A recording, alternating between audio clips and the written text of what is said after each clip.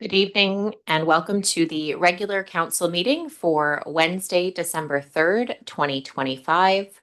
We respectfully acknowledge that the land on which we gather and work is the unceded traditional territory of the Comox First Nation, the traditional keepers of this land.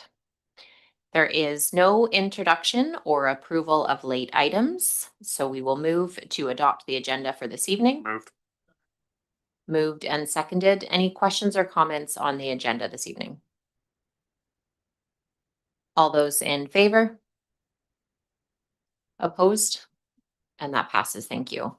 There are no delegations this evening. For adoption of minutes, we have adoption of the regular council minutes for Wednesday, November 19th for adoption. Move. That's moved and seconded. Any questions or comments on November 19th regular council minutes? All those in favor? Opposed? And that passes. On page 10, we have the adoption of the special council minutes from Wednesday, November 26th for adoption. Second. That's been moved and seconded. Any questions or comments on the special council minutes for November 26th? All those in favor? Opposed? And that passes. And lastly, we have the updated adoption of public hearing minutes for Wednesday, November 26th for adoption. Second. Moved and seconded. Any questions or comments on November 26th public hearing minutes? All those in favor? Opposed? And that passes unanimously. Thank you. There are no council committee meeting and reports. On page 184, we have consent agenda items 1 through 4. If I can get a mover to accept those 4. Second. Moved and seconded. All those in favor of receipt? Those have been received. Thank you. Are there any items 1 through 4 that council would like to remove for discussion? Okay. Councillor Kerr. Number 3, please. Second. Number 3, it's been moved and seconded.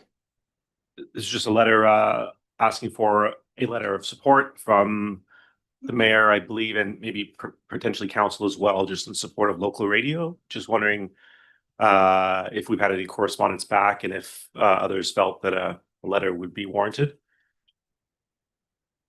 We haven't had any correspondence back because it's on consent agenda, but if it's something you wanted to look at, I would say I just don't know enough about that, like their radio, and it came from their board, I think, not from council, I believe, from the radio. But you're welcome to motion if it's something you want to advocate for. Maybe I'll just correspond with them. Just because I don't know much about this station.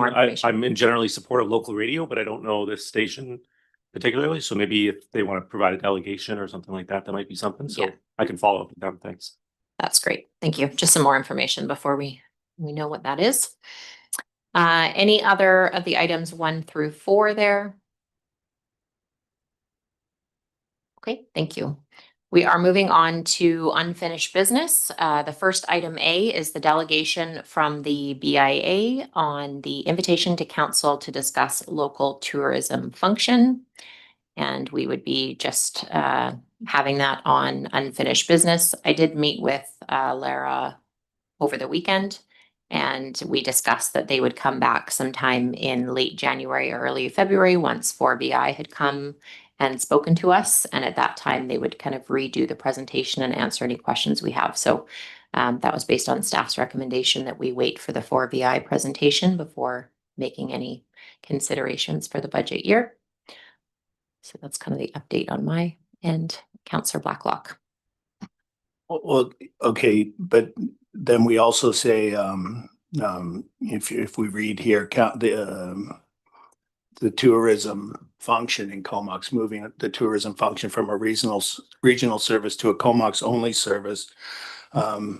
We've been asked to move ahead with the tourism bylaw and partnership agreement so work can begin on marketing grants and new tourism pages on the town's website in early 2026. My understanding is that we would have to provide 12 months notice to the regional district to withdraw from the existing tourism service. So that's correct. I'm just wondering if maybe we should make that motion this evening to get things rolling here. It's obviously an option for us. Lara asked to meet with me. I realized it was a last minute meeting. Otherwise, we would have had you as the liaison. But timing wise, they're very aware of the 12 months and they were okay with the timeline as long as it was pretty immediate after 4VI. Because we somewhat need to hear about what the current service is going to do. In my opinion, waiting till January when we've heard from 4VI is. But you can absolutely Yeah. motion to, because we do have a 12-month and the Comox BIA had some really good ideas. If Comox decided to go down that road of what they could do that doesn't cost money, they had a list of things basically from the website and the bylaws that could be done without really establishing the budget yet. Again, we haven't made that decision. But she kind of thought, yeah, the timeline was okay as long as it was early in 2026 that we explored that. But you're welcome to make a motion at any time, Councillor Grant. Yeah, so if we did want to pull out of this, is there a date in which you have to do it by? Like, is it on an annual basis and you have to hit that annual date? Or if is it from the date that you actually say we want out, it's a year later? I'm gonna go through to Am I CEO Wall. making sense with that? It's a 12-month notice period, but I think as long as we are providing, now the CVRD is obviously going to make the decision on this because we provide them 12 months notice. As long as we are providing them enough notice in their budgetary cycle to make the change for the next year, it should be fine. But again, that would be up to them. We have a 12-month exit period. So what date would we need to do that for their budget? Would that be, say, would February, March be fair enough, or? I would think if we provide them notice in February, that would be enough time. But again, it would be their decision. Okay. So 4VI will be coming, from my understanding, to do a follow-up on their strategic plan and then also give an update on the MRDT and basically just their overall service. So if we were to wait, it would just be to kind of get them to give that final presentation. And then we would really be looking at February 2026 to have a decision made and over back to the Comox BIA. So If 4VI is planning to come on January 21st, and that would set you up for a decision on your first meeting in February, if that's the route council wants to go. So we're about 2 months out if that's the Yeah, I process. just don't want, if we were going to pull out, I just don't want it to turn into, oh, it's actually another year after that now, right? Because we got stuck with that once before, so. I just want to make sure that doesn't happen. Can we have staff maybe check on that in the background? Yeah, of I things? can ask. The difference between what's happening now and what's happened in the past is this is a contract that we're in with the CVRD. It's not a service. So we don't have to go through the service changes.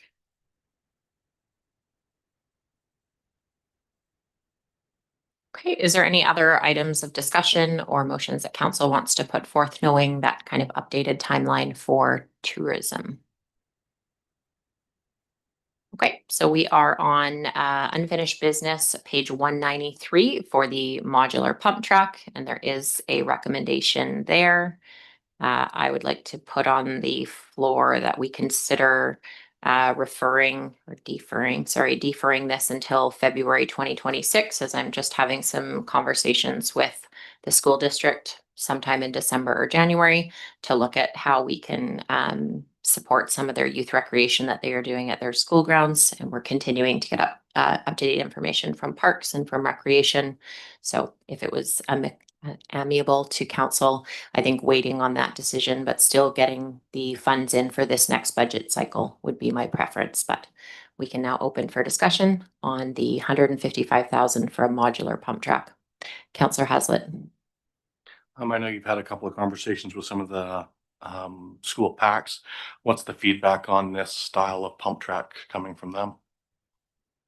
I will say, like, I've talked to 2 of the packs and it's like limited to about a dozen parents. So I don't want to say that I've done like full community consultation. But in general, it was a lot smaller than people were expecting. And when they were looking at their kids going into like kind of grade 5, grade 6, grade 7, some of the youth that we consulted with for the youth recreation report back in 2021, there was a lot of concern that it wasn't for those age groups. And I know online the reports say it's kind of meant for those kids, but they're starting to pop up in other communities and they are kind of smaller than what we initially envisioned. So I just think if we're going to do it, it would be nice to make sure we're maybe it does turn into a modular pump track at the end, but I don't feel enough assurance from those parents and kids that we surveyed that that's the right product for what we're looking for. I personally didn't have anyone say they liked it. I know across council, other people will have possibly heard some positive feedback, but the only feedback I heard was in the negative. Not to say that we don't appreciate the work on doing the research on that type of pump track. Councillor Blacklock. If we put the 155,000 in the budget, could we then, if we decide not to go ahead with a modular pump track, could that money then be used for a different youth rec project or a different parks project altogether? I asked that question and I'm going to ask CAO Wall to explain that. As long as I would say I'm comfortable so long as we are making the requisite tax increase to pay for the replacement of whatever infrastructure comes in. So that needs to be dealt with prior to tax rate settings. So yes, that's something that you can do and have that there for a youth recreation project. I would say, the budget doesn't get approved until March. So you can still make this decision until March and it be included in the budget and included in the tax rates. If you aren't ready to make a decision by that point, it's probably going to be too late to do anything anyway. So I'd say you have until March to make a decision on what you want to do with this. One of the reasons we did move to the pre-year budgeting is so that we can get all of our purchases in line, in order, and get them in. So it's just the further the decision comes, the more likely it is we won't be able to source whatever it is council wants.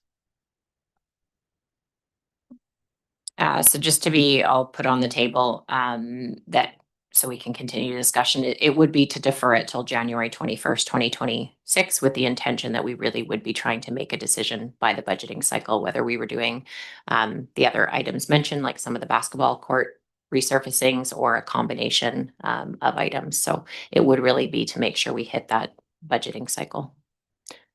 So defer till January 21st, 2026 is what I would like to motion. Okay, so now on the floor, moved and seconded. So other comments? I know we were still in discussion. Councillor Kerr, and then Councillor Grant. So I'm okay with deferring till you have the conversation with the school district. That's great. I'm all for more youth recreation facilities. So I would personally like to approve this at some point, and anything else like outdoor basketball or other as well. So I'm a yes and for this project. Thanks. Thanks for those comments, Councillor Grant. Yeah, so we're talking about a pump track here and it's 155,000. I mean, I'm okay with doing it or not, but at what point could we just pull this out of the budget altogether and start looking at saving our taxpayers a bit of tax money? I mean, I know it's not very much, but I think we really have to put our mind to that. And if you're saying the PAC doesn't particularly like this and it's 6 of one, half a dozen of the other for us, then should we not just be looking at trying to mitigate our taxes and keep our taxes in line? I think keeping our taxes as low as we can is obviously a priority for almost everyone on council. But when we looked at it, youth recreation was something we had underinvested in. So when we look at like the Destair Senior Center or our museum or other things, I think there's a huge gap in what we have invested in past in youth. And we see that there's families and more kids. And as we talk about the OCP shortly, more and more households coming, especially townhouses and condos. The importance of like outdoor youth recreation is just going to grow. So with $155,000, and that's without the $10,000 grant from the fire department. That's without some of the service clubs that have said they would be interested. Without any of those additional funds, we were looking at 98 cents per household for that, so per year. So I think at the end of the day, while we really want taxes low, it's a pretty low impact per household. So I think if we went out even to the community, they would agree that that's really good value for getting something for youth where we've underfunded it. So I'm definitely not deferring this because I don't think it should be in the budget. It's a deferral of just making sure we do the right thing with the dollar. Sorry, Councillor Mayer is online. Thank you. I'm okay to defer this. I really like the idea of having more engagement, both with the pack, and I'd really love to get some youth engagement too, and just kind of double check that we're in line with what they would actually use. And that will help guide our budget decisions, help like both in terms of how much money we're comfortable allocating and making sure we're allocating it appropriately. So I'm happy to support the motion to defer. We're going to have a busy February also.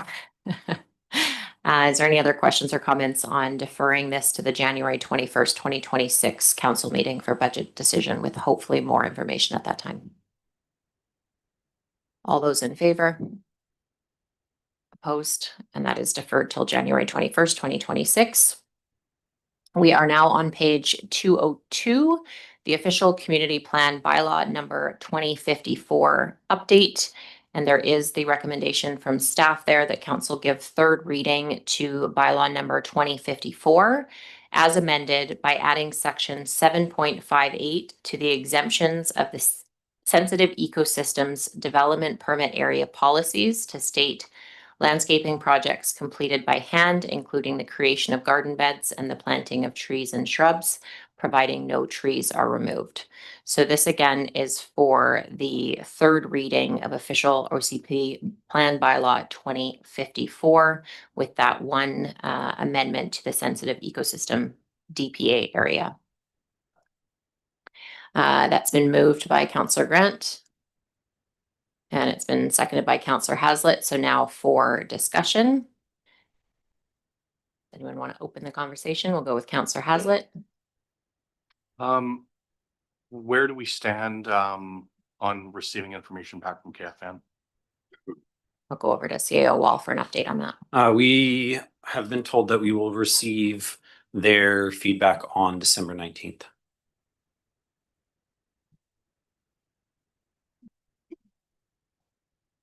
Did you have any follow-up from that? Are you comfortable? Based on their conversations with other municipalities, and obviously we can't anticipate what's going to come back. Does it sound likely that the information coming back from KFN would lead to and trigger another public hearing, or would it be minor amendments such as wordings that they'd be asking for, or nothing at all?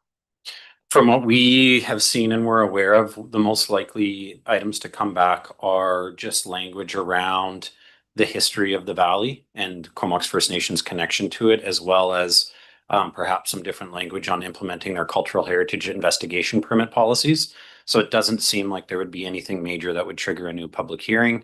Having said that, we need to get the feedback first before we know. But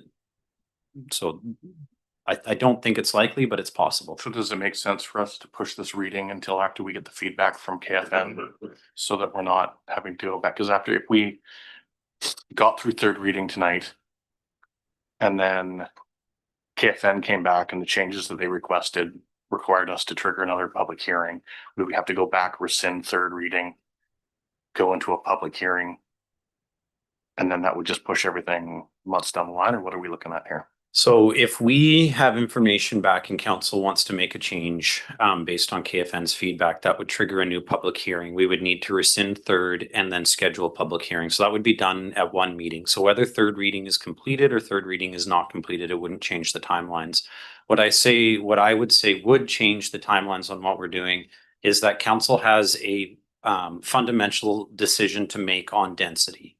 And if that decision is not made tonight, and is instead left to be made at a future date, and then that decision is to change the density that's in the map, then a public hearing would be triggered and you'd be going back out. And so that would probably push adoption of the OCP to the new year. I would say that council has the information, and to not tell the new year, it'd probably push it until March. I would say that council has the information, you have the public feedback, we've gone through the process, and what you have in front of you is the map that council sent out for public feedback. The public feedback has been received, and council should focus on making or on debating and making a decision on the map as it stands in the report today. Just a question for process. If third reading is on the floor currently and I wanted to make a motion with one of the specific areas like Buena Vista, could that be done as an amendment, or would it have to be defeated and then added? Is that two different? You would make an Amendment. you would amend the map now, and then you would pass third reading as amended. So if there are maybe an- changes, I'll look to Shelley and Randy right now, but I think if there's going to be amendments to the OCP with third reading on the table, do we need to defeat third and make them at second, or can we make them at third? We need to defeat third and make them at second. Okay, so if third is on the table and amendments want to be made, Okay.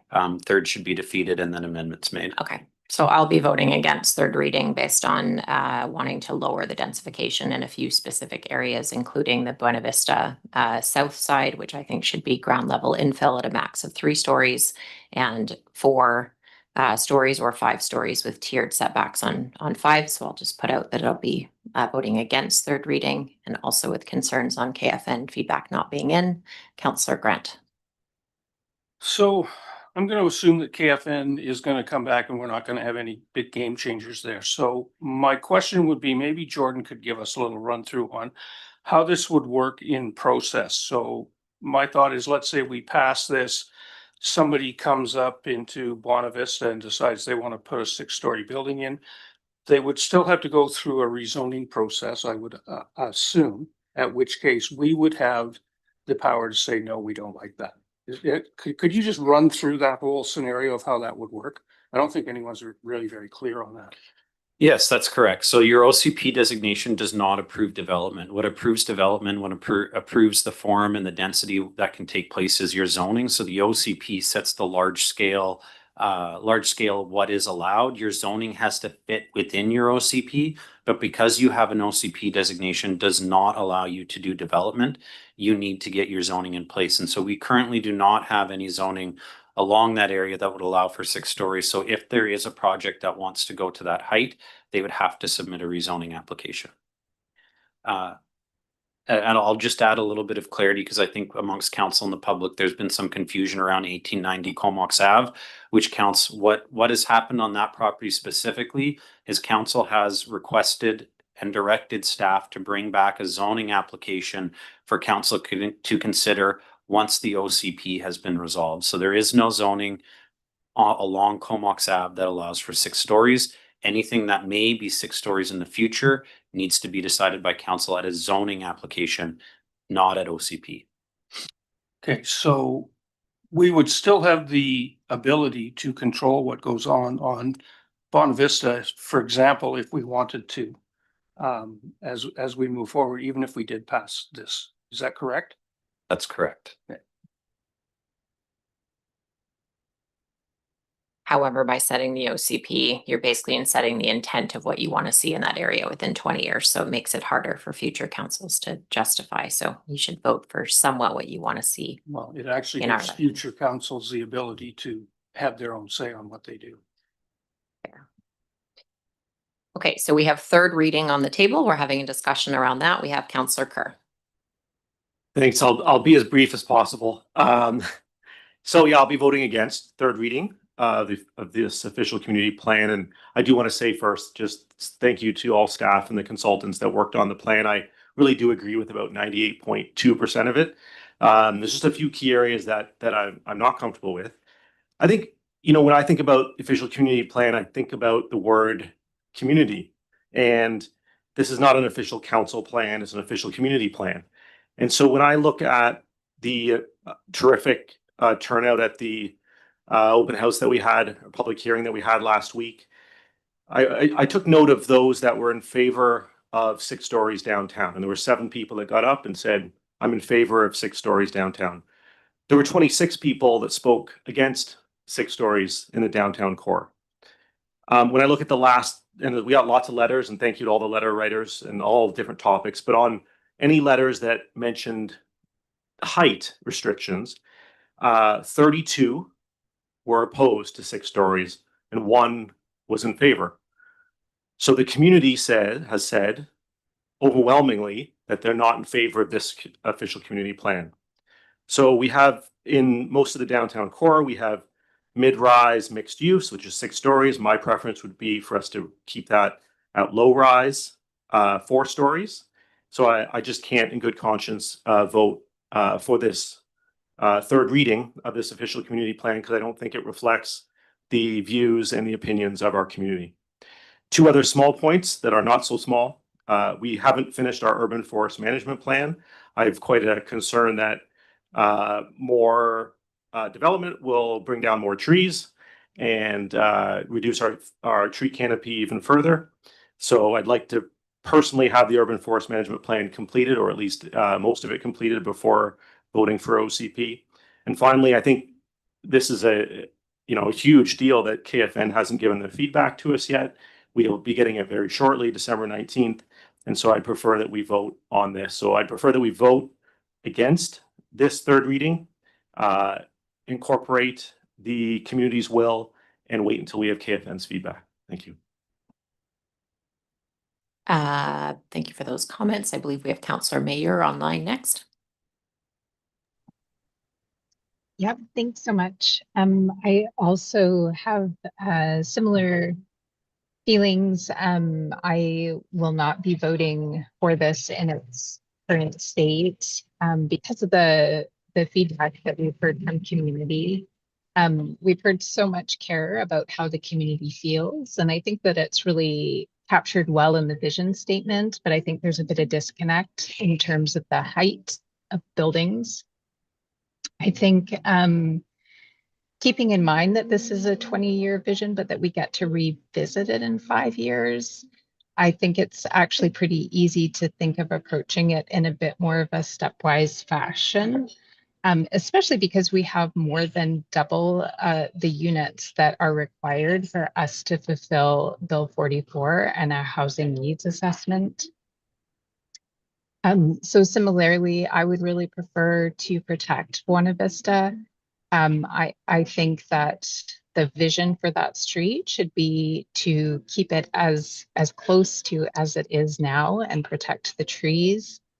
And I think that we could easily do that by reducing the height on the south side to low-rise residential from the current mid-rise. And we could exempt the Cascadia property from that and put in some checks and balances to make sure that when that goes up, if it goes up, that it protects the character of that street. And same with the downtown core. We heard so much concern about how downtown feels and also about the vibrance. And I think that with the Dyke Road reopening, that will start to feel a lot more vibrant. And I think that the BIA is on the right track with all of the placemaking and animation that is happening. So I think that we could take more time to get community feedback on how we can grow up a little bit more in the downtown core in a much more curated way. I think rather than maybe blanketing it as 6-story, we could be more thoughtful about where we think that we could go up to 5 or 6 stories and what those design guidelines would look like. I also am concerned about the sequencing with the urban forest management plan and definitely have huge hesitation to moving forward without having the feedback from KFN. So those are my primary concerns. Overall, I think it is a really great document. I think the vision is reflective of what the community wants. We just need to get a bit more alignment with our building heights and density. Thanks. Thank you. Other questions or comments from council? We have Councillor Swift. Thank you. I guess when I look at our downtown, I don't see too many areas where actually any building is going to take place. There's a few sites, perhaps the Legion and a few other sites that might redevelop. But I did like the suggestion of the planner, and I would hope that this would be the case regardless, is that there be the step back at the 4-story level so that you're not getting those tall buildings that are all the same. When there's some pictures in the LCP and some illustrations, and it really makes it look a lot more livable. And that would be my hope. I don't think that we have Buena Vista right yet. The residents that came out, and I know it's a beautiful street and lots of trees.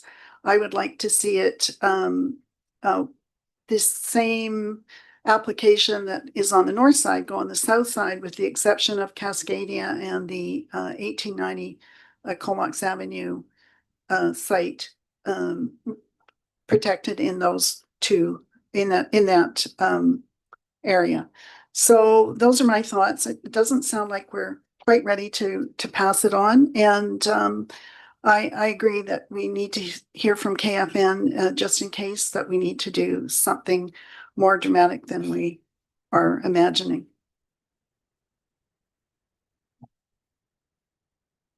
Can I just clarify, with waiting for KFN, like, so revoking third reading?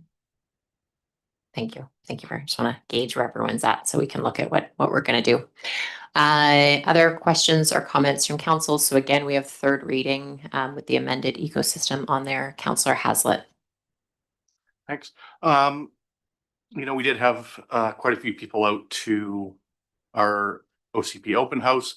However, it was not the overwhelming amount of the community. There was still, probably just south of 15,000 people that weren't able to make it that night. And we do have to remember that this is a 20-year document. While there are some, bigger buildings that could look like they could land in the downtown or even Buena Vista, in all reality, I don't see any of those properties developing for a long time. The majority of the people that came out from McLeod and Ivy and Buena Vista that were speaking are all longtime residents or new residents to that area that don't plan on leaving anytime soon. So while this is a big plan for Comox moving forward, I don't necessarily think it's the wrong direction. We've got, again, we're going to look at this in another 5 years, and truthfully, I don't see a ton of changes happening in 5 years, with the exception of the couple of properties that have landed on our desks already. Knowing as well that we've got that kind of zoning space where we can allow the council of the day, whoever that may be, really decide what they want to see in those properties, whether they want to approve a 6-story, even though the OCP says that's the way that this council may or may not want it. You've got a bit of a stop point right there, so you can see and have a bit of control as well. So I don't think that we're overreaching here. I think this is a really strong document. We've done a lot of engagement. We've done a lot of conversations around this table. I would be in favor of this. In favor of third reading. Councillor Haslett. Okay, thanks for your comments. Councillor Grant. Yeah, so I don't really have a big problem with the alternative recommendation where things would be set back. My question is, would that affect the Cascadia development in any way? I know it says Buena Vista on there, but do we know? Because when I'm reading this, I'm thinking if we can do that at zoning, we get the same effect, but we don't have to interrupt some of those other projects that are already in the works that we're doing. So we could easily say, if there's something that comes up on Buena Vista that you have to set it back, we could easily still do that. Am I correct with that? Over to CAO Walther comment.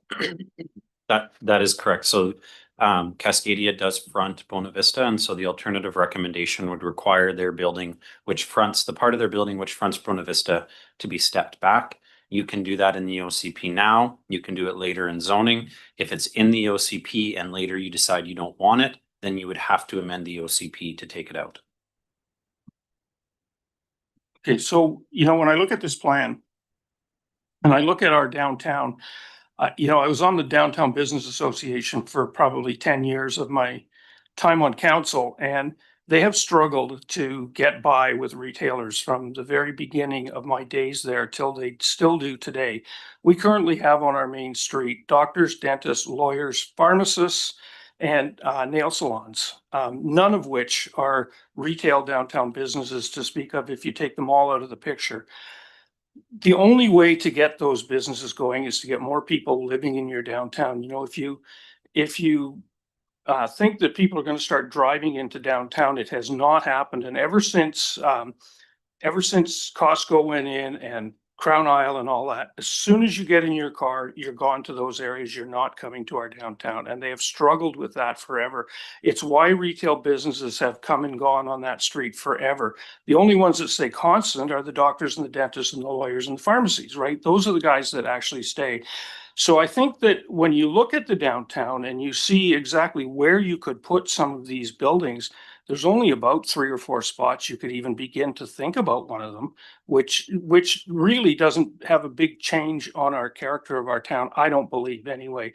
On Bonavista, I think we can easily deal with that through zoning when the time comes. And so to take this back, redo the whole thing, go into all of these steps again and then put it off till went into March at some point, I think would be a mistake on our part. I think we should go with this the way it is.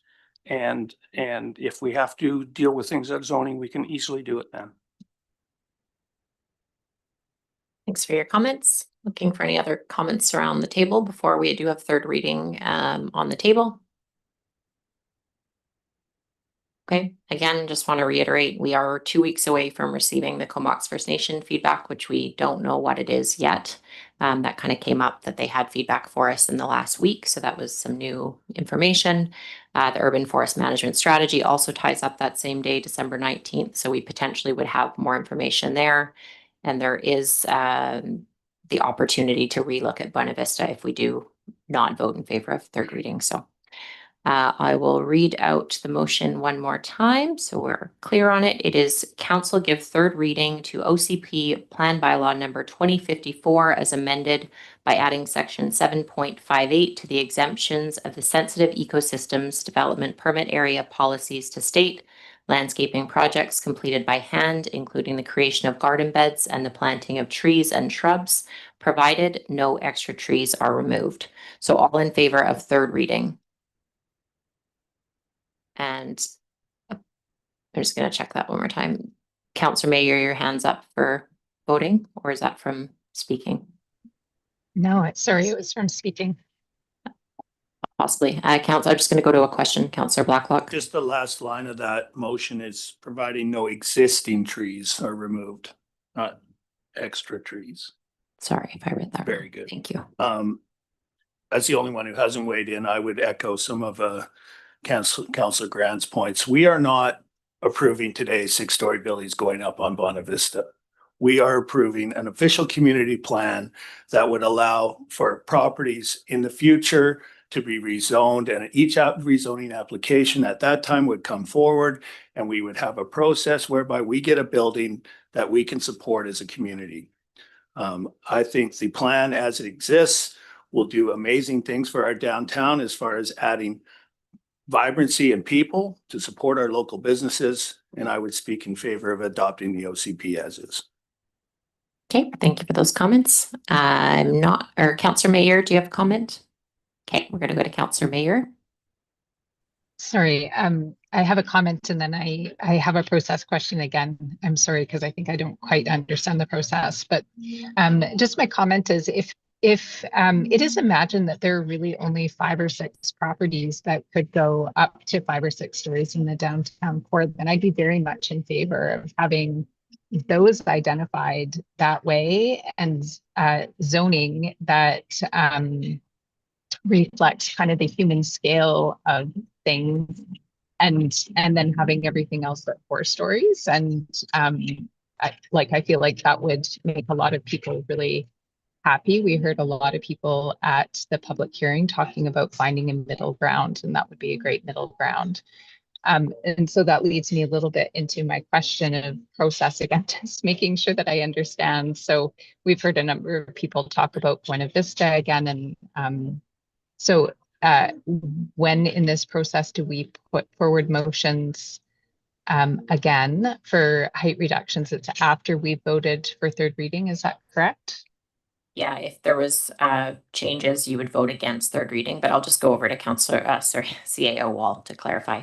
Yeah, that's correct. So right now, the motion on the table is to approve third reading. If you want to make further amendments, you should defeat this motion and then introduce amendments. Councillor Grant. Yeah, I guess the other thing that you have to look at on this is that we have the province of British Columbia telling us we must put 3,385 new housing units into our community. If you try and do that in our downtown with 4-story buildings, no one will build. You cannot make money on a 4-story building, especially if you have to put commercial on the bottom floor. On a 5-story building, you would break even, and at that point, you can't get financing to build that building.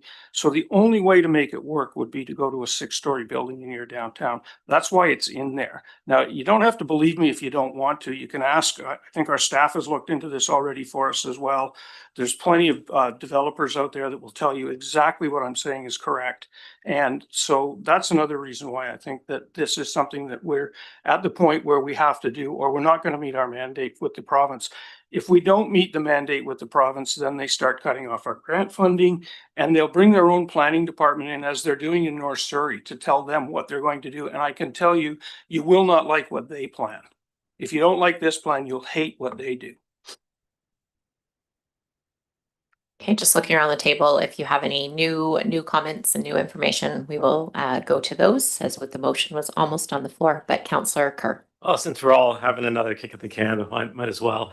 Couple of comments from the official public hearing that really struck me were, you're not listening, and we don't want that. I think that's pretty clear message from people that are paying attention. And although, of course, the whole town isn't paying attention to the OCP process, those that are, the overwhelming community is not behind this. I also want to just address this misnomer that you have to have height in order to create a vibrant downtown.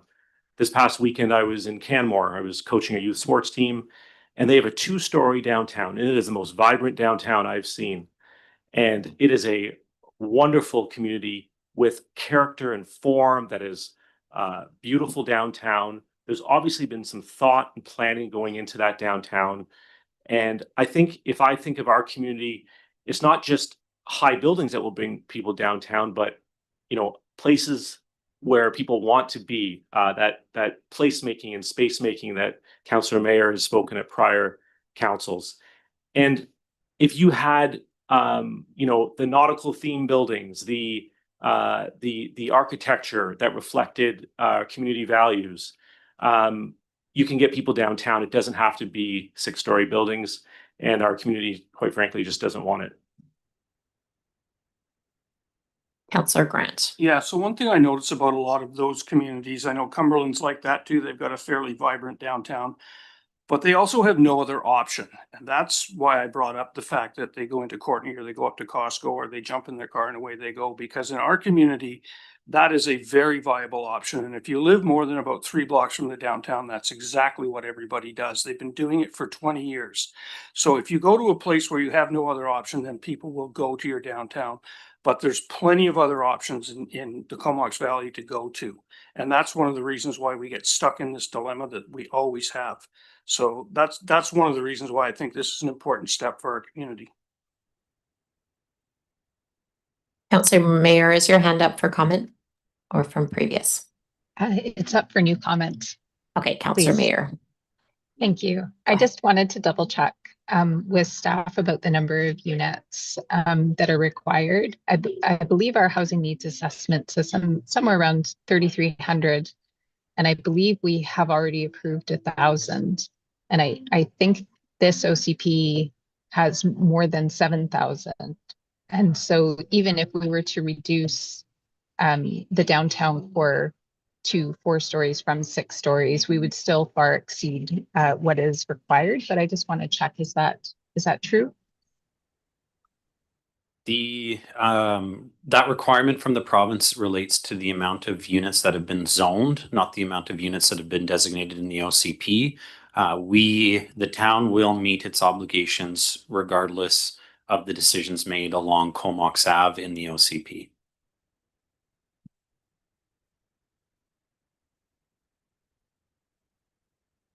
Any follow-up, Councillor Mayer?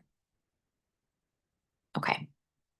So it looks like around the table, everyone has had a chance to speak on it. I again just really want to thank Urban Systems and our planning staff, CAO Wall. As has been mentioned, there's a lot of really great parts of the OCP that address our active transportation, our parks, Brooklyn Creek watershed. It's a really well done document to read through. It's easy to read, it's easy to understand. I just think there's those necessary revisions at the end when we really look at these heights. So again, we have third reading as has been read out, and all those in favor of third reading? Opposed? And that is defeated. So we will now just look at for process potentially, if there was going to be a change potentially to a height in one specific zone, such as Buena Vista, we would have to repeal second, or we've now defeated third and we can do that from here. So you've defeated third. You can now make amendments at second. What I would suggest council do is in the staff recommendation, there was an amendment to be made to the environmentally sensitive DPAs. I think that is not a controversial one. So I would suggest council maybe deal with that first and then move on to how you want to amend the map. Okay, so through CAO Wall's recommendation, I will just make an amendment that adding section 7.5.8 to the exemptions of the sensitive ecosystem DPA area policy to state landscaping projects completed by hand, including the creation of garden beds and the planting of trees and shrubs, provided no existing trees are removed. There's a seconder for that. Thank you. Moved and seconded. Any questions or comments on that amendment? All those in favor? Opposed? And that passes. Thank you. I just want to kind of gauge around the table because we've had different conversations. So the options would be before making changes to wait for Comox First Nation feedback now, or we can look at some of these density decisions so that we can start moving forward on it. So I'm not sure if anyone wants to make comment on that before we look at a motion. CAO Wall. I'm going to wade into this one and say it is exceedingly right now unlikely that KFN is going to be commenting on the desired density and the number of stores along Comox Ave. I think that I would encourage council to make debate and come to decision on how you want to move forward on this area, even if it's giving staff direction to come back with something, because we need to move forward and make a decision on this. I think it's going to be difficult. It's going to be controversial, but we need to figure out how we're going to move forward, because if a new public hearing needs to be scheduled, which it's appearing like that is going to be the case, we need to start to understand what that looks like so we can create the maps and get ready for the public hearing. So I would really encourage council to work through this right now and provide direction to staff on what you want to see in the next draft of the OCP maps. Okay, thank you for that feedback. We can potentially do them at the same time and see how that goes. Councillor Grant. Yeah, so you know, in this original OCP, I looked at Buena Vista as well and thought that perhaps some changes would have been better to have been done before we got to that stage. But we did have a backup plan that we could have dealt with on that. But I know Maureen had some thoughts on Buena Vista, so I can't remember exactly what you wanted to do on Buena Vista. I think you wanted to make it 3-story ground-oriented infill. Is that what you were? Maybe could you just tell us what you want to do and maybe make Just a reminder to talk So through the I- chair, please. Just a reminder, councillors, to talk through the chair, just in case we end up getting into more debating conversation. I will pass it over to Councillor Swift, and if you need assistance, I have a drafted motion that could work, but I'll go to Councillor Swift. Thank you. And I think, as I stated before, I think to take Cascadia out and the 1890 Comox Ave out and just leave them as they stand currently would be good. But to have the south side of Buena Vista match this north side in terms of I think it's ground oriented infill, yeah, or low rise. I forget what the It depends on exact if you want 3 stories or 4 stories. 3.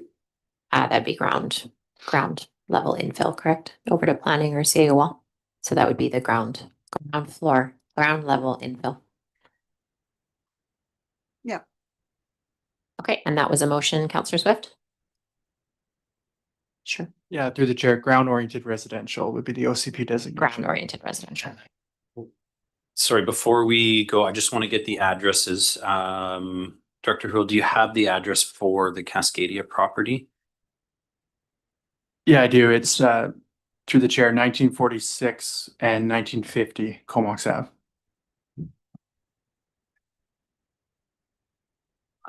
Based on what I've heard, I would suggest a motion that says that the OCP map be amended to reflect all properties on the north side of Bona Vista be ground-oriented infill, with the exception of 1946 and 1950, 1946, 1950, and 1809, 1890. 1890 Comox Ave, which will remain low-rise mid-rise residential. He said south. Sorry, it's north second side time. of Comox Ave, south side. Can you read that out? Can we one more have time? that read out again? Shelley, did you catch that, or do I need to do it myself? Say it again. Okay. No, I'll do it again. So that the properties north of Comox Ave, that the OCP be amended so that the properties north of Comox Ave be low-rise or ground-oriented infill, with the exception of 1946, 1950, and 1890 Comox Ave, which will remain mid-rise residential. So what that will do is it will Captures change 20%. all of the properties north of Comox Ave to ground-oriented infill, except the Cascadia and 1890 Comox Ave, which will be in the OCP at 6 stories. It's already been moved. You can, well, please use mics. I just had a clarification. Are we just talking about Buena Vista or beyond? Because you said north of Comox Ave. So. It's just the properties connected to Comox Ave, between Comox Ave and Bona Vista. Okay, Yeah. I think that needed to be clarified. Okay. Yeah. Buena Vista definitely included, yeah, as the primary area. So we So would that's need a been- mover and a seconder. That has been moved by Counselor Swift. Right. And seconded by Counselor Hazlet, and now we will have discussion on that. And just to be clear, that will have a public hearing because of the densification change. Counselor Hazlet. Confirm that's going from McLeod and Ivy to Church Street, correct? Correct. It is all of the properties that are currently indicated as mid-rise residential. Can I just check through planning staff on those 6-story buildings that have been discussed? The Cascadia property and 1890 Comox Ave with the 6 stories in the fit and character document that it goes through. It's recommended to be set to have setbacks, but it's not a requirement currently. Those would be 6-story buildings with no setbacks unless they choose to do so. Is that correct through CAO? I'll turn that over to Dr. Hill. I just want to make sure we're using the right terminology. So a setback is the distance from the edge of the property line, and a step back is once you hit the 4 stories, and you're asking about the Step back. I am. Yeah, thank you. Through to the mayor, sorry, not quite following, but I do know that the alternative recommendation was to add the requirement for step back, so it's not in there now. So you would have to pass that So that could motion be addressed after to make this it clear. motion. Yes, Just that's to be- correct. Okay, thank you. And thank you for the clarification. I've been calling them like ceiling setbacks, but step back is correct. Thank you. We'll make that mistake again. Counselor Grant. So if we did that, would that then exempt 1946, 1950, and 1890 Comox Avenue, and then put the step back in? Not setback, step back. I think because it's not on the floor yet, it would probably depend on how we did it. If we exempted them or not, I think it would be our choice. But I think it's easier to look at this motion itself, which looks at the density of those, and then we can potentially have that as a separate, just in case people have different viewpoints on those 2 points. I think it's easier to separate, I think. Fair enough. I think that would be up to council, I believe. Counselor Blacklock.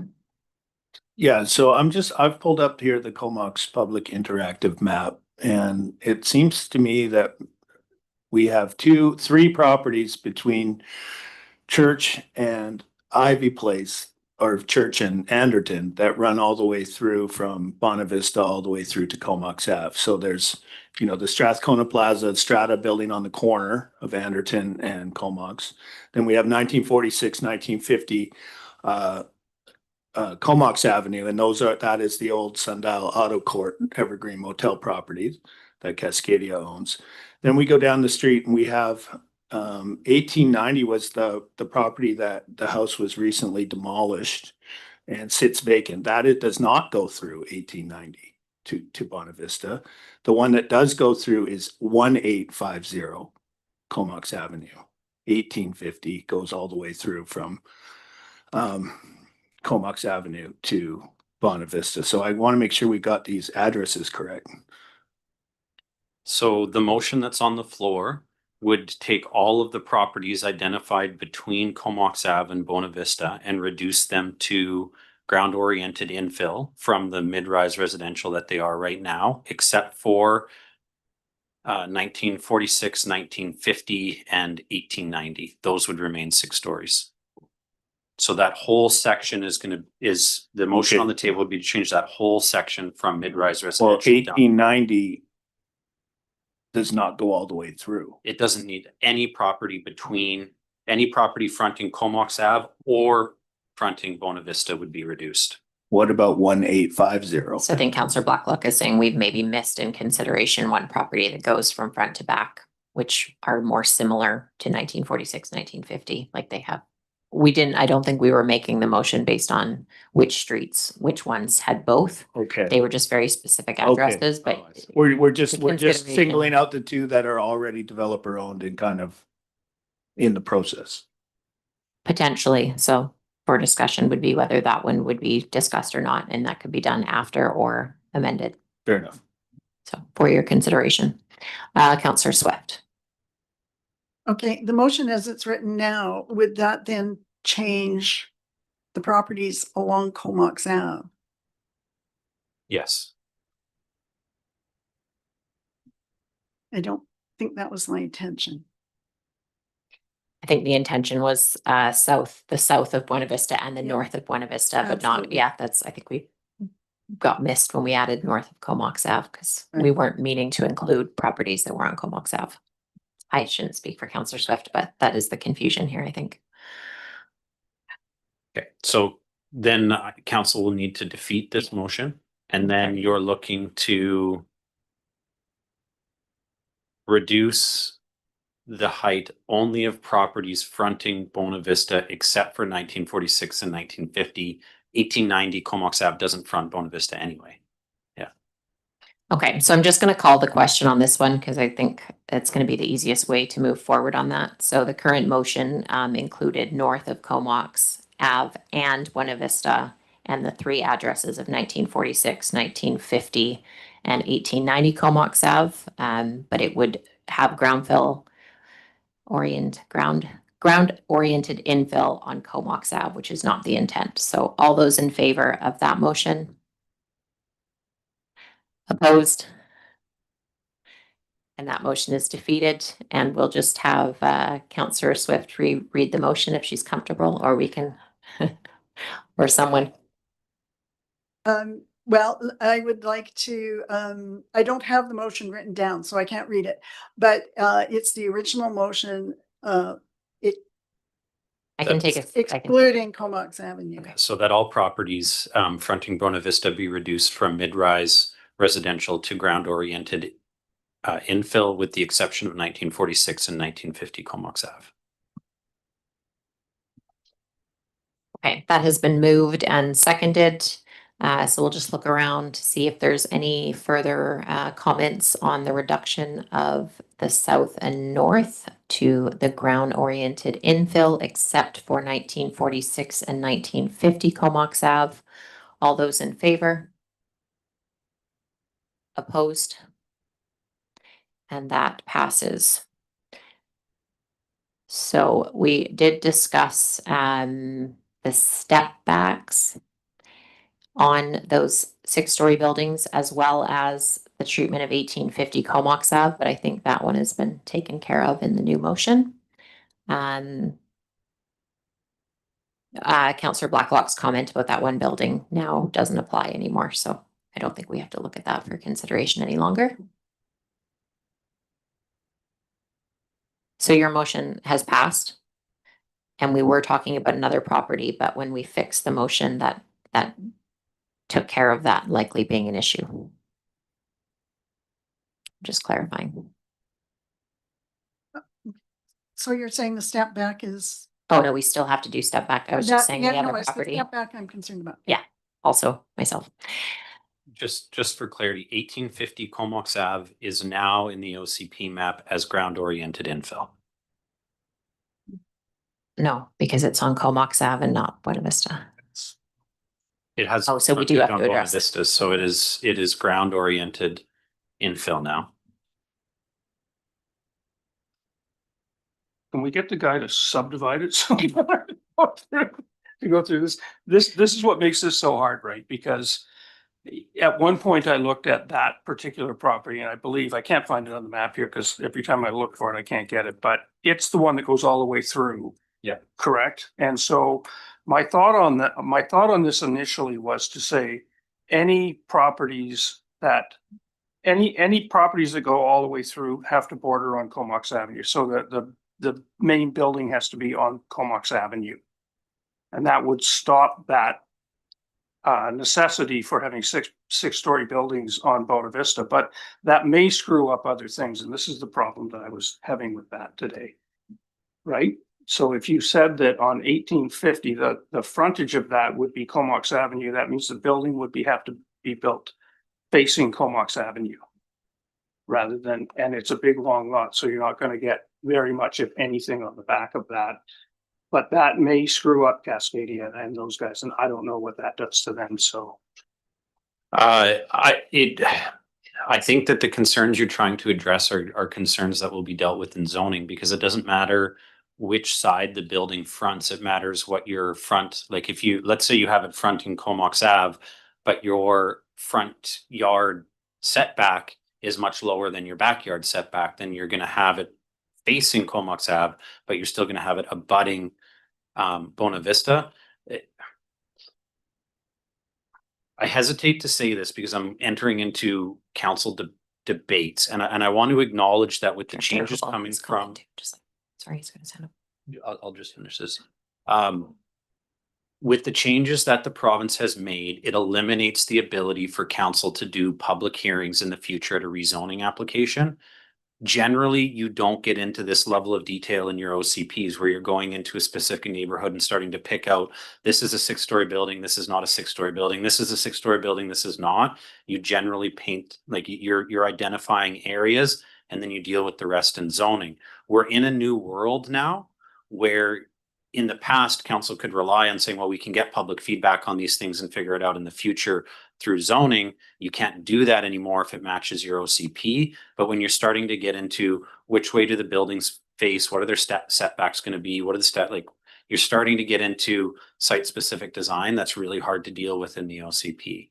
So how to square the circle on 1850 to make sure that it's not imposing on Buena Vista is probably something that's best dealt with in zoning, not in OCP designations.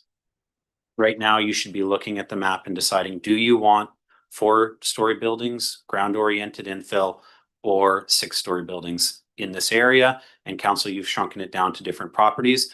I think if you get into trying to design these sites in this meeting, you'll never make it through and get an OCP map done. But if we are certain that we would want setbacks, let's say step backs on 5th story, it's like on every building in any, if that was our viewpoint, we would want that in the OCP. Correct. Okay, thank you. Councillor Grant and then Councillor Swift. Yeah, so. Sorry, we're going to pause. I apologize. Director, okay, Councillor Grant, then we may have comment from Director Houle. Yeah, so I guess my question then would be, we've now left 1850, which is a large lot that would be good for development as single family housing amongst everything else.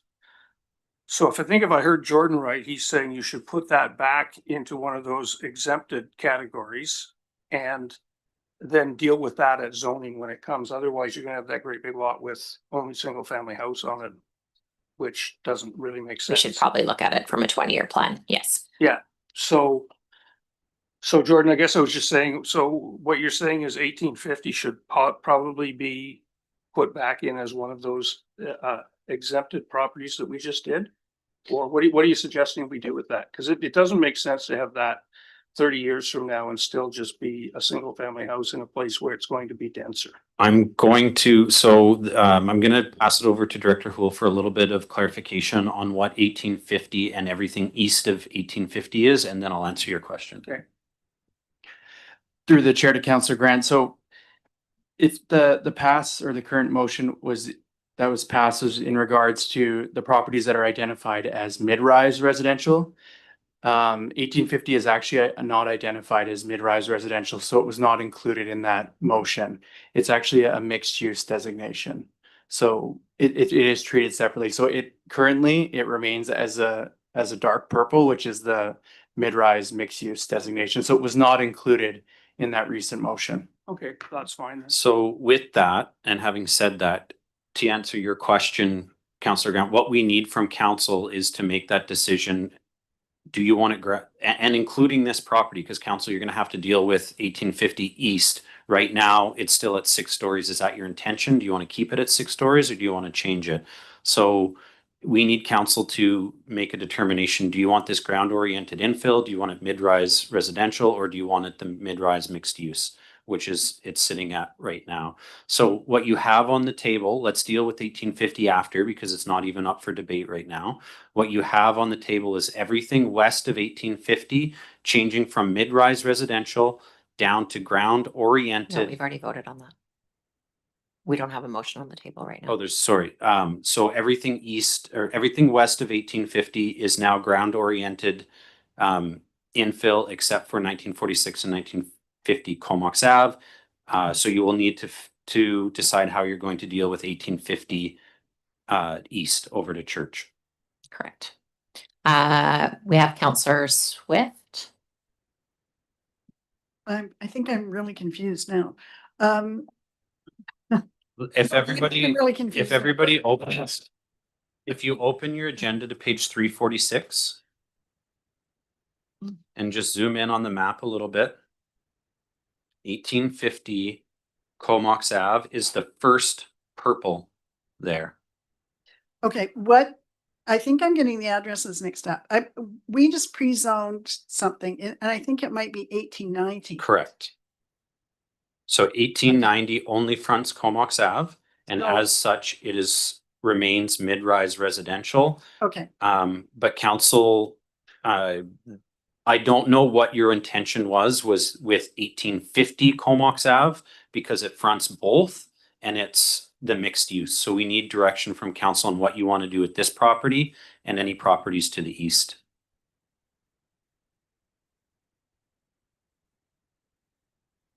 Director Westworm has a comment. Can I just get clarity on the resolution that was just passed?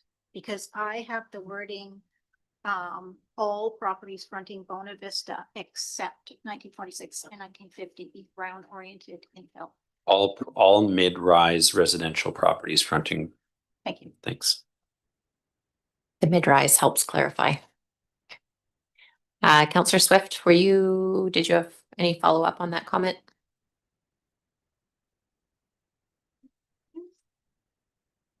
sorry. Could you just say that again, Shelley, please?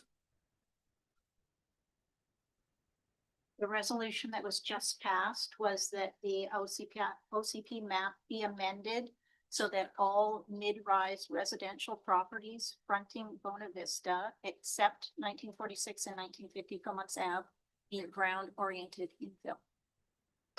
Thank you. I'm just gonna put a motion on the floor for discussion, that we have all mid-rise, which is 6 stories, be required and not recommended to do step backs on the 5th and 6th stories where applicable, meaning if they go to 5th and 6th stories. Second. Okay, so for discussion, I think that CAO Wall, Yep, just looking for clarity, what you are suggesting or what this motion is amending would be all properties in the town of Comox. correct. All properties that are above 5 stories.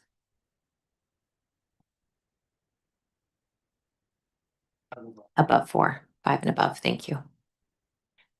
We have Counselor Hazlitt. I don't know that I could blanket the entire town with a step back like that. I don't necessarily think it's required in our downtown. You could do a ton with having trees in your boulevards that, you know, draw people's attention to the stores that are on the ground. The sheer cost to build, I think when you start getting up, you know, we're kicking the tires here on reducing 6 down to 4 and 5 in some spots. And if you hear about just the simple pro forma to build a building, and then on that last couple stories where they actually have a chance of getting out of the hole, limiting the amount of square footage they're allowed to put into there, it just makes the cost so much on the developer. And if we're trying to build affordable housing, and who even knows what affordable housing is anymore, I don't see how in the downtown how something like that could work. And it doesn't even necessarily need to be downtown. It could be going down Anderton or wherever it may be. I think a lot of that could get figured out in zoning, but I don't necessarily think that that's a road that we want to go down with the step backs. You know, in looking at it and thinking, you know, you're staring at a building at 6 stories all the way along, you're not looking up all the time. So it's not necessarily about, I think we're going to kill projects before they happen if we do setbacks, especially in the downtown with everything in the cost of building right now being so high. I don't really know how to articulate that better, but step backs, I'm not in favor for in the downtown.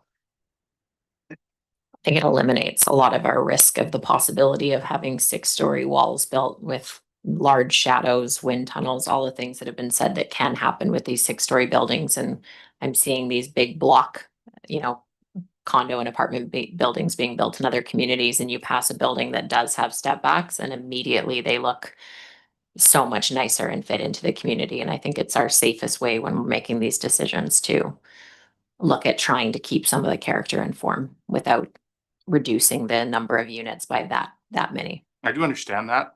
I just don't think that we're like other communities. We've talked about that a lot, that Comox is so different. There's not really a spot where you can go in here right now and put in 6 stories and just build a bunch of them right next to each other to build a wind tunnel or anything like that. Yeah, there's some potential OCP zoning in place for that right now, but you know, you look at the downtown, you look at some of these buildings, you look at some of the owners, and you look at the amount of space they've got. There's a chance that half of these properties are never going to develop ever. So in 20 years, I don't think that we're going to have to worry about a wind tunnel on Comox Ave. We have Councillor Mayer and then Councillor Grant. Thank you. Pardon me. I would love to ask staff for some guidance here in a couple of different ways. I have a question about the process and the timing for the zoning, which is where I understand a lot of things like this are normally handled. And so with that, I would like to hear from staff. I think you mentioned it before, CAO Wall, but maybe you can say it again or say it in a different way so that we can understand what should be in the OCP versus what should be in the zoning. And then my final piece is one of the community members who spoke at the public hearing towards the end had what I thought was a really great suggestion of creating a small working group to have some input or make some recommendations for the zoning bylaws focused on good design. So we've heard a lot from developers, but I don't think we've heard a lot from maybe architects and other folks in the community who can really help us to put some guardrails in to make sure that the development that comes in feels human and supports the community vibrance and the community vision as we've laid out in the OCP. So there's a couple of questions in there for you about how we would, so process and timing, OCP versus zoning, and could we do something like get a working group together to provide some input and suggestions into the zoning? Thank you. So generally, the OCP is meant to identify neighborhood level density. Like you have the policies that are within it, but I think what we're talking about in the OCP versus zoning is that it's supposed to identify neighborhood level density future planning. And then how that gets developed generally sits within your zoning. There are rules and regulations, there are forming characters, you have your DPs, all that stuff sits within your OCP, but how the site specifically develop, you know, the visual impact, a lot of that stuff will sit in zoning. It's a art, not a science. It's not a hard rule. Sometimes some things sit in OCP, sometimes some things sit in zoning. We have been working for probably 2 to 3 years based on council direction coming out of the development application review to create template zones. And we are complete. That has been completed and they're going to go out to public hearing on December 10th, I believe it is, December 10th. So there is, council can make changes. What has been the general approach? The general approach that we have moved forward with, again, based on the direction we got from council, was we wanted to provide a site for developers to have the largest sandbox possible to develop projects that could get to market. And then once those guardrails are there, we weren't going to be too interested in entertaining amendments to the project. And so that is what our zoning bylaw has been based off of, is trying to reduce the amount of non-developable land on a property. And that has been one of the guiding principles. If there's going to be changes, council will need to direct that. You could direct it through creating a community group or a review group to go through and recommend changes and come back to council. That is an option that you have in front of you. Thank you. So we have the motion on the floor for the step backs after including the 5th story and above. We have Councillor Grant. Yeah. So yeah, I'm with Councillor Haslett. It's very difficult to build a building and turn it. You know, when you go to get financing on these buildings, you have to show a certain amount of profit or you don't get the money. And when you start messing around with setbacks or step backs, I should say, like that, and you start losing suites, it makes it difficult. I've seen tons of buildings that are 6 stories high that don't have setbacks, that are really good looking buildings. I mean, we've got pictures of some in our OCP plan now. It's something that I think can be dealt with at the zoning stage. And of course, Randy's the planner. I think he's the approving officer at the end of the day. And so, you know, we will have our say on what those buildings look like. It's not going to be just put a big square box in and you're done. I don't think that's going to happen. So I don't think it's a good idea to force that in now. I think you're just going to stop us from having a vibrant downtown if you do that. Thanks for the comments. Councillor Swift. Well, I think I spoke to this earlier, but I'm really in favor of the step backs. I think it is perhaps a decent compromise between those people that are opposed to the 6 stories and would like the 4 stories, but it does allow for some room for the developers to create something that works for them as well, and for the town. And, you know, that's what we're here to do. So I guess one of my biggest fears is that 10 years from now, our town will look exactly as it does today. If that's the case, then we're really going to be floundering. So, but having said that, I would really be in favor of the step backs. Okay. Other questions or comments from council on step backs after the 5th and 6th story as an amendment? Okay. Okay, so again, this is for all mid-rise throughout the town of Comox that are 5 stories and above to be required, not recommended to do step back after the 5th and 6th story where applicable, which is basically after 4. All those in favor? Confirm the vote is in favor. If you vote in favor, you want step backs. Correct. Okay. On 5th and 6th stories to be required, not recommended. It's currently languaged as recommended. All those in favor? Opposed? And that passes. So we're looking for other comments on the OCP. I would like to bring up a small wording change on policy 20.2.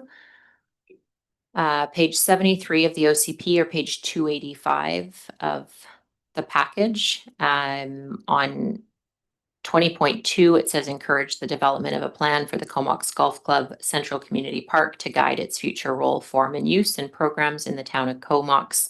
Considering this property is a prime location that should be programmed to appeal to the town's long-term population. The wording changes. Sorry, I just have to find them. Are very minor. It's just that consider the development of a future long-term plan for the Comox Golf Club, Comox Community Park to guide the future form, use, and programs in the town of Comox. It's basically all the same, but at the end it says which may include maintaining the current 9-hole golf course, just to leave both options open of either opening it up to the public in the community or looking at the potential of a park, as that statement makes it I think more of a transitional statement that we know what we're going to do. And I think it should be open that we're exploring the best community use of that park, which may or may not include the 9-hole golf course, but it leaves it where we may consider still operating that the way it is. I can read out, so on that page 73 of the OCP, page 285 of our package, it's there. And the only change is at the very beginning, it says consider the development of a future long-term plan. And at the very end, it says which may include the current 9-hole golf course. So it's softening and opening the language. So I'll make that motion if there's any seconders.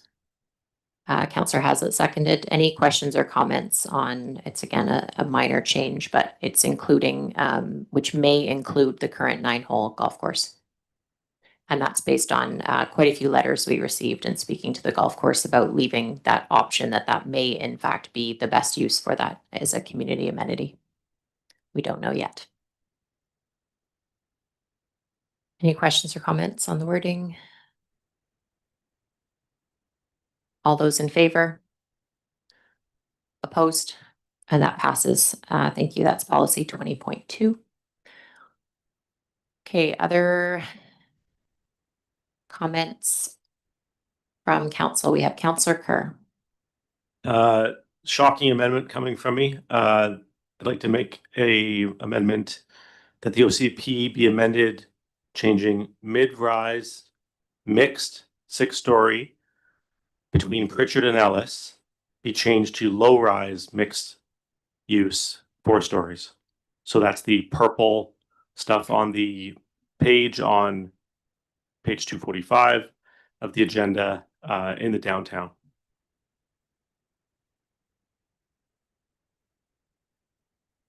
And that was Pritchard to Ellis.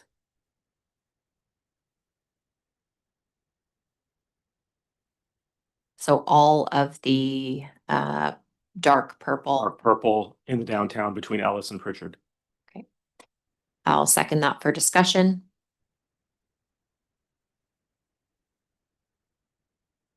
Councillor Kerr. I won't belabor the point, but just this is based on community feedback. Thanks. Councillor Blacklock. So 4 stories versus 6 stories. We've had, the plan currently sits at 4 stories. Since 2011, it's been 4 stories. So reducing it now from an OCP designation of up to 6 to a cap at 4 simply is not a plan. It is simply just a maintaining of the status quo, which we already have. And this is supposed to be a vision statement. This is supposed to be a future statement. It's supposed to look 20 years into the future. And we're taking the feedback of people who, and we're talking about now 101 emails and 39 speakers. Many of these are repeat speakers. There's 15,800 people in the town. I mean, it's not a plan at all if we just stay at 4 stories. It's just more of the same.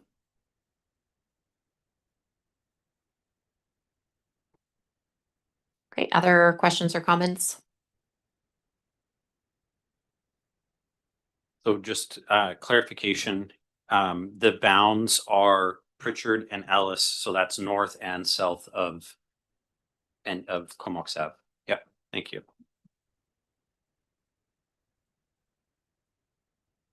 Okay, all those in favor? Opposed? And that is defeated. So that remains purple, dark purple at this moment. Any other amendments to OCP bylaw 2054?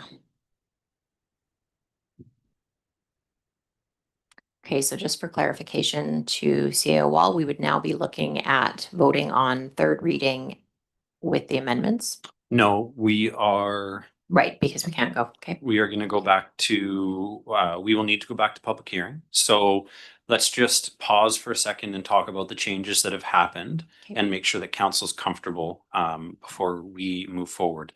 Sure. So the changes that have happened, if we've made some changes to the environmentally sensitive DPAs, we have changed that any property that is fronting Bona Vista that currently has mid-rise residential be reduced to ground-oriented residential except for 1946 and 1950 Comox Ave. And then we have also required that any building above 4 stories requires a step back. So that is the totality of the changes that council has made. And I will leave it and ask council to maybe just pause for a second and consider if there's other changes that you wish to make at this time. Because what we will do is we will take these back. We will make the changes. We will wait to hear from KFN. If there are any recommended changes coming from them, we will make those changes. We will bring you an updated map and updated draft OCP in January of next year, and we will schedule a new public hearing. Councillor Grant. So if we by some miracle woke up and realized that step backs are a really bad thing and it's going to stifle anything from happening, as Steve just said, and we wanted to change that, would we have to go back through another public hearing again, or would we be able to make that change in a future time? It depends if you are trying to make the change before or after the public hearing. No, you can probably, I'll turn it over to Director Houle. Thank you. That would be a design form and character guideline. So that could be changed after. So if you made this change now at the public hearing, if there was feedback about the costs or whatever the case may be, council could choose after the public hearing as part of third reading to change that without another public hearing. Thank you. Having said that, council, I think going into the next public hearing, you're going to be aware of the changes. The community is going to be aware of the changes. There'll be an opportunity for more feedback. I'd encourage council to try and come to an understanding of what you're looking for prior to public hearing. You have to go into public hearing with an open mind. You have to be willing to listen. You have to be willing to change your mind based on new information. All of that aside, the closer we can get to what council's final vision is and the less changes we have to make is going to make an easier process moving forward. Councillor Mayer, do you have your hand up for comment? Perfect. Councillor Mayer. I do. I just have a question, knowing that the zoning is going out for public comment, and I just really want to make sure that we are capturing the community's desires for look and feel, and that I know that zoning document is going to be really important, and that we have to strike a balance between all the work we've done to make it developer friendly while also making sure that we have enough guardrails to keep our community feeling like the seaside community that it is. So would now be a good time to put forward a motion for a design working group, or would it be better to wait until that comes to council at a different time? I'll look over to CAO Wall, but I feel like the timing of that may not work with what we're already going to be coming in late with now with the province, but that sounds like it could be time. So we have a public hearing scheduled for the zoning bylaw on December 10th. If you are saying, if what council is saying is that you want to go back to the drawing board on the zoning bylaws, which I would say if you're striking a committee to do a review and recommend changes, what we're functionally doing is saying we're going back to design stage of the zoning bylaws. We should probably just cancel the public hearing, do that work, and then come back and then schedule a public hearing once those changes have been implemented. I think that's probably the best way to go about it. I'll just pause. Councillor Mayor, do you have any follow-up on that? Sorry, what I would add, so I think that would be the best process. Having said that, the zoning bylaw is not up for debate today. So any direction to give on the zoning bylaw would require unanimous consent of council. Thank you for clarifying. We have Director Houle, and then we'll go over to Councillor Haslett. Director Houle. Thank you, Worship. I'm just hoping to better understand, Councillor Mayor, were you talking about a design panel for future developments where there's citizens in the community that would comment on individual, or am I just giving you that idea? But because that's my understanding as to what the gentleman that spoke at the public hearing was referring to, or are you talking about a citizens group to review this OCP and the changes involved? Oh, that's so interesting. To me, whichever would make the most sense from a staff perspective, to meet the objective of ensuring that we don't end up in a situation where we have density coming in a way that kind of undermines that feeling of humanness and community. So I would look to staff to suggest which way would be the better way to do that. That would be up to council. You could do both. You could do one or the other. You can do none. It depends at what stage you want. Like if there are concerns at the general zoning bylaws and the zoning templates that we've created, and council wants to see changes to those, then it would make sense to create the committee now. If you are looking for more site by site, then it would make sense to do them on a site by site basis. So it's up to council what you want to do and if you want to do any of that. Okay, we can come back to that if you have comment or put some thought into it while we're going around the table. Councillor Haslett and then Councillor Grant. Thanks. I'm against having a public group looking into design or looking into form and character. We have staff that's paid to do that. At the end of the day, I've got Director Houle who has final call on that at this time, and I don't think that he has a bad eye for what projects are coming in.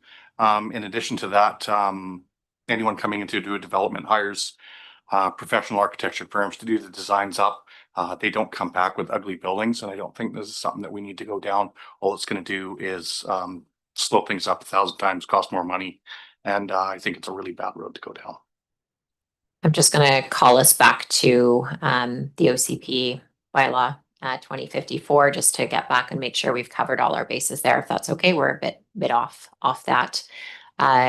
Councillor Grant, was your comment in regards to OCP? Well, I thought we got talking about what Jen was talking about. Are we not talking about that anymore, or have we what are we doing here? We're going to go back to OCP and leave that. So you don't. We're off topic. On advisory design. Correct. So you don't want them at this point.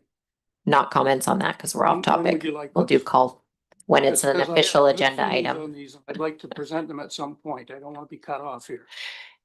CAO Wall has a comment. So tonight, council, you're debating the OCP. I think what Mayor Minions is saying is that you are now getting into debating zoning, which is heading into a public hearing on December 10th. Council, you can discuss this. If you want to discuss this, make a amendment to the agenda with unanimous consent to put the zoning bylaw on, and then you can have that conversation.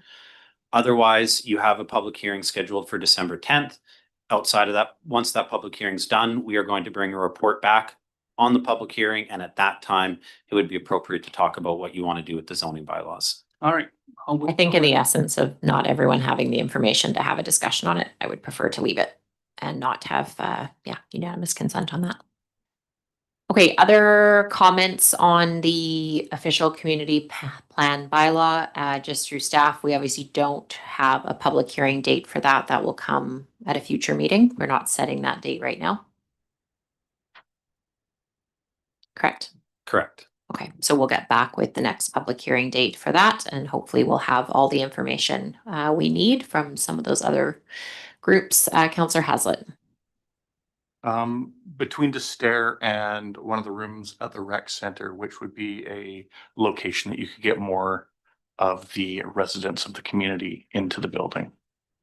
It depends on the room. To stair, it has a lot of space and it has a lot of seating. One of the issues that you run into with the community center is that we can't book the public hearings until council looks at the next map. And so when you're looking at booking the community center, hoping that you're going to get a large empty room with 2 weeks notice and book it off for 3 to 4 hours, you're canceling a lot of programming, and it doesn't provide that much difference in the amount of seating and people that you can fit in.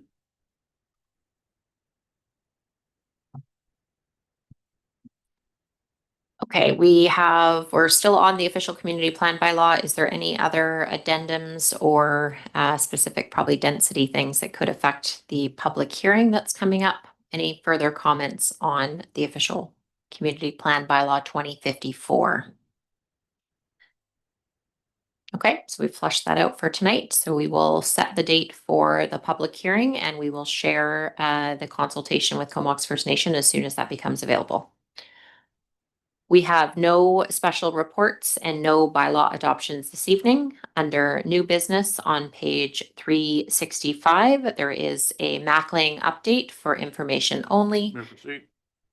We don't actually have to, it's for information only. There's no receipt required, but there is a report there that shows the schematics of the most recent design from the summer 2025, and it goes through some of the budget considerations. So are there any questions on, that was a report we asked to have re-brought back to council now that we're getting closer to that project.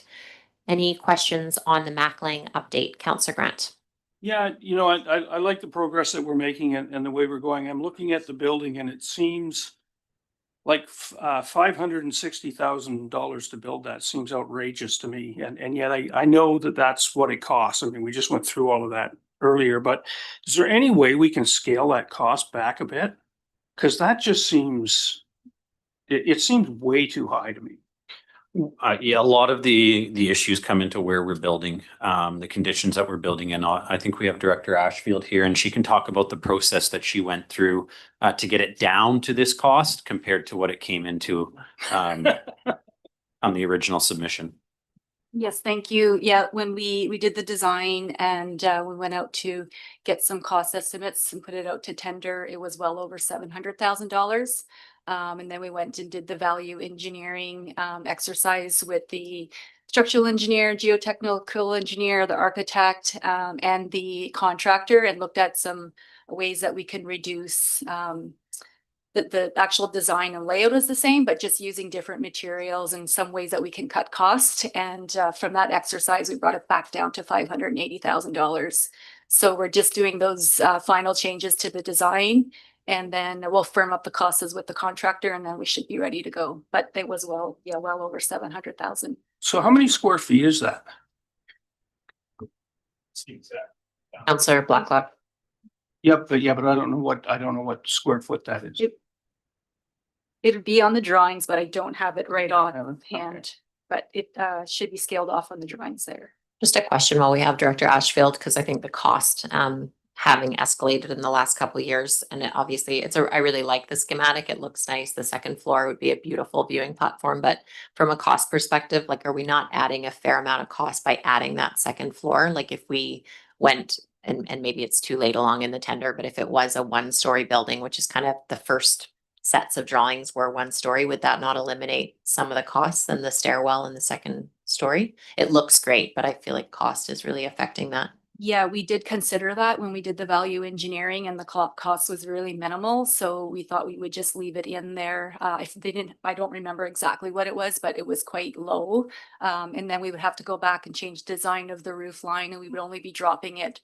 I think it was very marginal. So we didn't see any huge improvements to or huge reduction in cost by doing that. So it didn't go down by a couple $100,000 by illuminating that second. Yeah. You think it would, so I'm just trying to understand the cost of that second floor, because it does add value. If it's 5 or 10% different, it looks really nice, but it seems very expensive.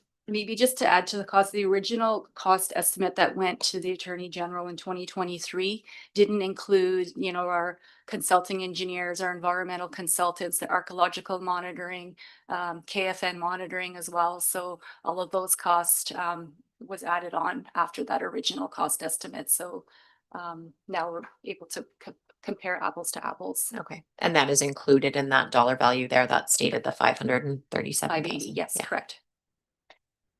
Okay, other questions on the Mackling update? I'm not sure who had their hand up first, but we'll do Councillor Blacklock and then Councillor Swift.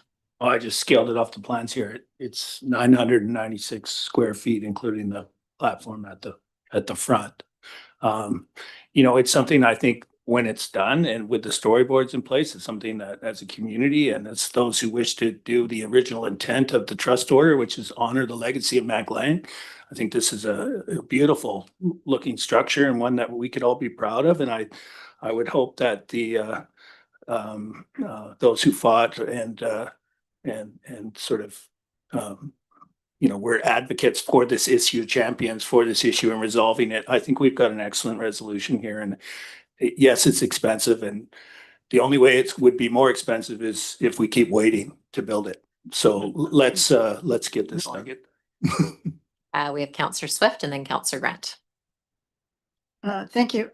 Yeah, I'm very much looking forward to having this project underway. And although the design is significantly different than what I was expecting from the original design, I think it's very attractive and we should all be very proud.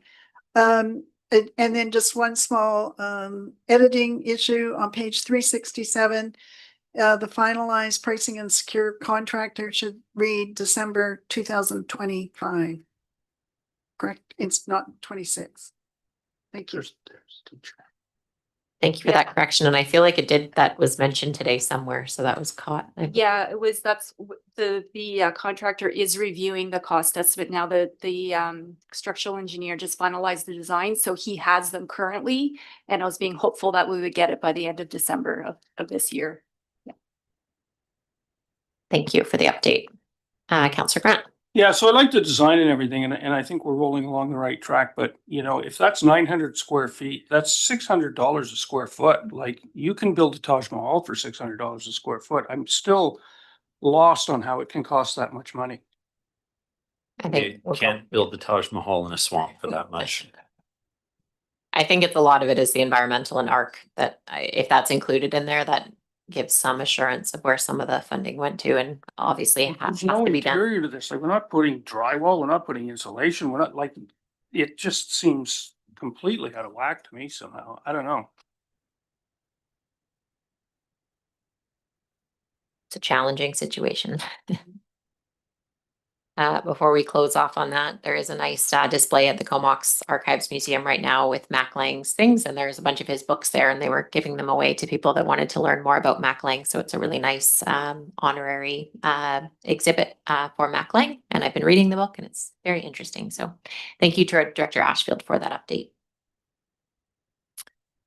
If there's no further questions on the Mac Lang update, we will just go to the records management. Just getting the page. On page 376, there are Three items there, that records management bylaw number 2050 be given first, second, and third readings.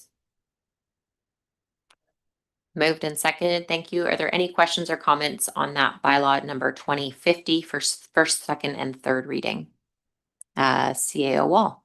Yeah, thank you. I just wanted to thank Director Russwurm for the amount of work that has gone into getting this ready, and apologize to every other staff member who is going to have to start managing their files properly. We are looking to join the 21st century. This is another area of the organization that we're looking to modernize. Director Russwurm is going to give council a presentation sometime in the future on what's involved in this. This is not a small undertaking. This is the amount of files, the amount of information, the amount of processes that local government touches on a daily basis. And we need to start meeting legislation and how we track them, how we keep them, how we access them, how we restrict other people from accessing them. It is an incredibly complex and expensive project that we are beginning to undertake. But this is the first step. And like I said, we will have a presentation to council in the future to go through what is all involved in this, and it is something that we must do. It is not a want, it is a must. Thank you for adding the importance of that necessary, very large project, and thank you to Director Russwurm and admin. So we have first, second, and third readings with that comment. Is there any other questions on bylaw number 2050? All those in favor? Opposed? And that passes unanimously. And number 2, that policy CCL 085-0 records management framework policy be approved. That's been moved and seconded. Just remember to use your mics if possible. Any questions or comments? All those in favor? Opposed? And that passes unanimously. And there's number 3, that the 2025 budget for the assessment and implementation of electronic management program in the amount of 20,000 be carried forward to the 2026 budget. Moved. Moved and seconded. Any questions or comments on number 3? All those, did you have a question? Okay. Patience. All those in favor? Opposed? And that passes unanimously. Thank you. There are no new notices of motion, no correspondence, no late items. We are going to run through reports from members of council. Just if you have any new items that you think from your boards or liaisons that are important to share, go to Councillor Blacklock, Swift, and Hazlitt, please. Quickly, the December 1st was the Community Justice Center annual general meeting, and that went off without a hitch. And lots of good programs happening at the Justice Center these days, including a new program upcoming with an anti-racism group. So that we'll be hearing more about that in 2026. And you'll be all thrilled to know that last night at the cookie auction put on by the Rotary Club, the $1,300 were raised for the Earl Naswell dinner happening over the holidays in Courtenay. So that was great. Thank you very much. Councillor Swift. Thank you. Just the Philburg Winter Festival was an amazing success, and over 2,000 people came through the property that day. And I don't know if you had a chance to come out, but it was kind of a drizzly day, but it seemed to be very successful in any event. So they're very pleased, and it seems to be building momentum. Nothing to report. Thank you. We'll go to Councillor Mayor online, and then Councillor Kerr and Grant. Thanks. I attended a Food Policy Council municipal subcommittee meeting and wanted to invite anyone who would like to join the Comox Archives and Museums AGM to come by the museum at 10:30 on Saturday, December 13th. Thanks. Thanks, Councillor Mayor. Councillor Kerr, and then Grant. Yeah, I just want to echo Councillor Swift's comments about the Philburg event. It was a lot of fun. I even was able to drag my teenage kids out to it. So had a good event for all ages. The tree lighting was a hit. Well done, Mayor, and nailing that tree lighting downtown, and to the BIA as well for putting that on. Great market. CBRD stuff, the interesting thing that Councillor Grant and I have been involved with is the asset management process that has been going on, and it's just nice that we are a couple of years further ahead down that asset management role than many municipalities and even locally the CBRD. So tough slogging on that, but great work to our local Comox team for being ahead of the curve. Thanks. Yeah, I have no report tonight. Thanks. Just making it really quick, the mayor tree lighting, I want to thank John and Sue Wood, who are the event planners for the Comox BA for that. The event this year was really great. They had some new activities on the main street and it was really well attended. And also Comox Center Mall and Arbor Dental and Berwick and the airport are some of the major sponsors of that. So they continue to keep that event going every year. I know that Cumberland has their tree light up an event on this Friday, December 5th. So if anyone wants to head to Cumberland, that's their tree lighting. And been having lots of meetings out in the community with different community partners, just trying to see what kind of work we can kind of work on collaboratively in 2026. But it looks like any deliverables won't be coming until the next couple months. So really nice to be meeting with partners, and everyone is providing really nice feedback back on what's working really well and then what could be working slightly better. So just trying to get all that information in for the end of our council.